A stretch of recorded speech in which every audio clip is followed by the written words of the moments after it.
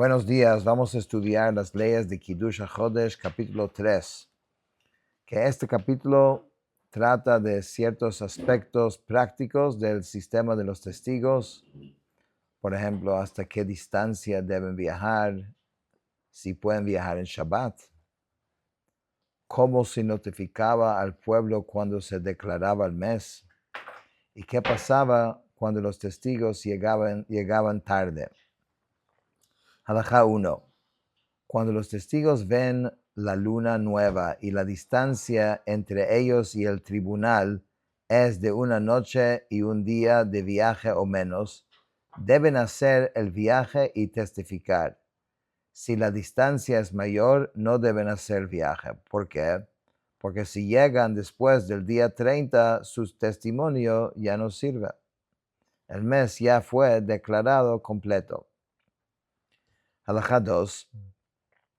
Los testigos que ven la luna nueva deben viajar al tribunal para testificar incluso en Shabbat, como implica el versículo que dice: estas son las fiestas que proclamarán en su momento. Siempre que la Torah usa la palabra momento en relación a las fiestas, las prohibiciones del Shabbat pueden suspenderse. Por eso las prohibiciones del Shabbat pueden violarse para declarar Rosh Chodesh Nisan y Rosh Chodesh Tishrei para que las fiestas caigan en su momento correcto. En la época del templo, las prohibiciones del Shabbat se violaban para declarar cualquier Rosh Chodesh, porque en Rosh Chodesh se ofrecía el sacrificio adicional de Musaf y ese sacrificio tiene precedencia sobre el Shabbat. Halajá 3. Así como los testigos que vieron la luna pueden violar el Shabbat para testificar, también pueden violarlo los testigos que acompañan a los primeros para dar fe de su carácter ante el tribunal. Porque ayer mencionamos, si son gente desconocida, necesitan tener testigos sobre ellos que son gente, bien. Cuando el tribunal en el caso cuando el tribunal no los conoce, ¿no? Incluso si solo hay una persona que pueda dar fe de su carácter, esa persona debe acompañarlos y violar el Shabbat, porque es posible que en el camino encuentren a otra persona que pueda testificar junto con ellos. Halajá 4. Si un testigo que vio la luna el viernes por la noche está enfermo, puede ser montado en un burro y transportado al tribunal. Si está postrado en cama, puede transportarse incluso a la cama. Si hay una emboscada en el camino, los testigos pueden llevar armas. Si el viaje es largo, pueden llevar comida. Incluso si la luna se vio con un creciente muy amplio, es decir, muy claramente, y uno está seguro que otros también la vieron, no puede decir: así como vimos nosotros, seguramente otros también los vieron. No es necesario violar Shabbat. Por el contrario, todo aquel que vio la luna nueva y es apto para testificar y que está a una distancia de una noche y un día o menos, tiene la obligación de violar el Shabbat para ir a testificar. Entonces aquí estamos viendo que esto no es una mitzvah básica, es una mitzvah fuerte e importante. Shabbat, más importante incluso que Shabbat. Halajá 5. Originalmente, el Tribunal Supremo aceptaba testimonios sobre la luna nueva durante todo el día 30. Una vez los testigos se retrasaron y no llegaron hasta el anochecer, y esto creó confusión en el templo. Los Kohanim no sabían qué hacer. Si ofrecían el sacrificio de la tarde, ¿qué pasaría si luego llegaban los testigos? Porque es imposible ofrecer el sacrificio adicional de Rosh Chodesh después del sacrificio diario de la tarde. Por eso el Tribunal Supremo instituyó la siguiente norma: el testimonio sobre la luna nueva solo se acepta hasta el tiempo de la minjá, el momento de la tarde, para que hubiera suficiente tiempo de luz del día para ofrecer el sacrificio adicional, el sacrificio diario de la tarde y las libaciones que los acompañan. Halajá 6. Si llega la hora de la minjá sin que haya llegado testigos, se ofrece el sacrificio diario de la tarde. Si los testigos llegan después de minjá, ese día se observa como día festivo y el día siguiente también se observa como día festivo. El sacrificio adicional se ofrece al día siguiente porque el mes no puede santificarse después de Minjá. Después de la destrucción del templo, Rabbi Yohanan ben Zakkai y su tribunal decretaron que el Tribunal Supremo volviera a aceptar testimonios sobre la luna nueva durante todo el día. Incluso si los testigos llegaban al final del día 30 antes del anochecer, en ese caso solo ese día 30 sería Rosh Chodesh.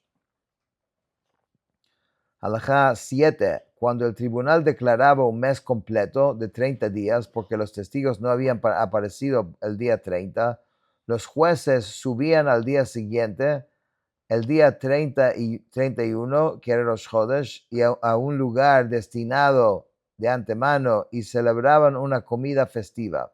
No subían durante la noche, sino al amanecer, antes de que saliera el sol. No menos de 10 personas participaban en esa comida. La comida incluía pan de cereal y legumbres, y a esa comida se la llama la comida de la mitzvah del mes completo. Halajá 8. Originalmente, cuando el tribunal santificaba el nuevo mes, encendían hogueras en las cimas de las montañas para notificar a las comunidades en lugares lejanos. Cuando los samaritanos comenzaron a actuar de manera corrupta y encendían hogueras en el momento equivocado para confundir al pueblo, los sabios instituyeron la práctica de enviar mensajeros a notificar al pueblo. ¿Quiénes eran estos samaritanos? Que fue un pueblo que vivía en Eretz Israel y que observaba algunas leyes de la Torá, pero no aceptaban la autoridad de los sabios. Entonces, cuando enseñaban estas señales falsas, podían hacer que las comunidades lejanas hagan las fiestas en el día equivocado. Estos mensajeros no podían violar la santidad de los días festivos ni la de Yom Kippur al viajar. Tampoco podían violar el Shabbat, porque se puede violar el Shabbat para santificar el mes nuevo, pero no para difundir la noticia que ya fue santificado. Hasta ahí no llega.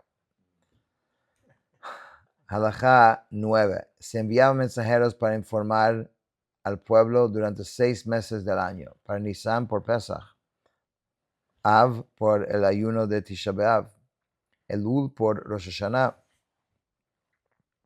para que la gente supiera si el día 30 de Elul era Rosh Hashanah o no. Si llegaba la noticia de que el tribunal había santificado el santificado del día 30, observaban solo ese día.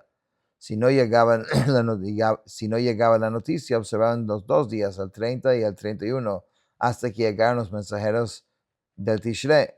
Para Tishrei, por las fiestas de ese mes, que es Sukkot y Shmini Atzeret. Para Kislev, por Hanukkah. Para Adar, para Purim. Mientras el templo existía, también se enviaban mensajeros para el mes de Iyar, por el Pesach, Pesach Katan o Pesach Sheni,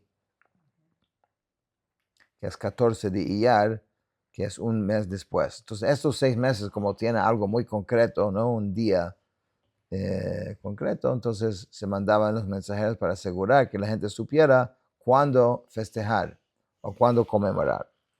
Halajá 10. Incluso cuando la luna había sido visto claramente en la noche anterior, los mensajeros de Nisan y Tishrei no salían hasta que salía el sol y escuchaban al tribunal declarar santificado.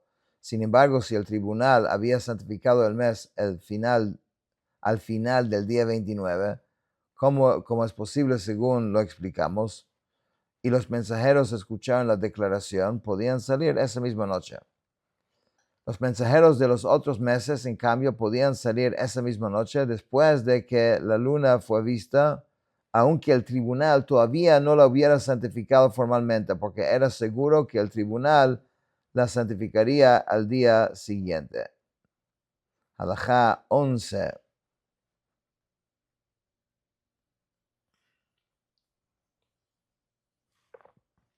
En todos los lugares donde los mensajeros llegaban, antes de la celebración de las fiestas se observaban un solo día. como ordena la Torá. En los lugares lejanos donde los mensajeros no llegaban a tiempo, las fiestas se observaban en 2 días como nosotros hacemos en Chutz La'aretz hasta el día de hoy. Por la duda sobre en cuándo exactamente el tribunal había declarado el nuevo mes. Halajá 12. Había lugares donde los mensajeros de Nisan llegaban a tiempo para Pesach, pero los mensajeros de Tishrei no llegaban a tiempo para Sukkot. Según la ley estricta, esos lugares deberían haber observado Pesach y un Sukkot 2 días. Sin embargo, para que no hubiera diferencias entre las fiestas, los sabios establecieron que en todos los lugares que los mensajeros de Tishrei no alcanzaban a llegar, se observan 2 días en todas las fiestas, incluyendo Shavuot. Halajá 13. ¿Por qué los mensajeros de Nisan podían llegar más lejos que los de Tishrei? Porque los mensajeros de Tishrei perdían 2 días de viaje, no podían salir el primer día de Tishrei porque es Rosh Hashanah y ese día es festivo, ni el 10 de Tishrei porque es Yom Kippur. Entonces no tenía la misma flexibilidad que hay en Nisan. Halajá 14. No es necesario que sean dos mensajeros, incluso la declaración de una sola persona es creída. Y no solo mensajeros oficiales, incluso si un comerciante común pasa por una ciudad durante su viaje y dice, escuché del tribunal que certificó el nuevo mes tal día, se le crea y las fiestas se organizan según lo que dijo. ¿Por qué? Porque esta es información y que con el tiempo se va a saber de todas formas, por eso basta con el testimonio de una sola persona aceptable. Es un concepto en la halajá, ¿no? Testimonio. Si alguien dice, se llama milta de avide legluye, una cosa que se va a saber. Si yo tengo un testimonio que yo solo yo sé y más nadie sabe y nadie va a saber nunca. Entonces ahí hay que tener 2 testigos pero si yo estoy diciendo un testimonio que mañana todo el mundo va a saber, entonces ahí es menos estricto las leyes, en este caso se acepta 1. Entonces si él está tratando de mentir, mañana se le va a descubrir la mentira.